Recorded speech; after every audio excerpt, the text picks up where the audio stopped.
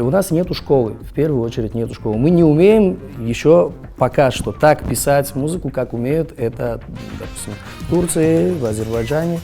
Одна из больших проблем, почему мы не можем писать сами так вкусно, чтобы это цепляло за душу, чтобы мы хотели включать это в машине, это потому что нету школы изначально. Мы не знаем, куда идти. Европа у нас должна звучать или Восток должен звучать, что-то вот посередине, и не туда, и не сюда. Про то, что вы сказали, не хватает, да? Нету вообще школы крымско-татарской музыки, чтобы мы писали в стиле.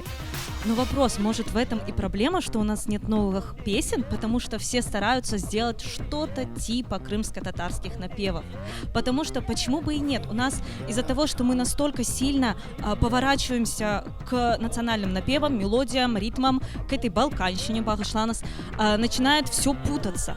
Неужели то, что я являюсь крымской татаркой, пишу песни на крымско-татарском, это не делает мою музыку крымско-татарской? То есть,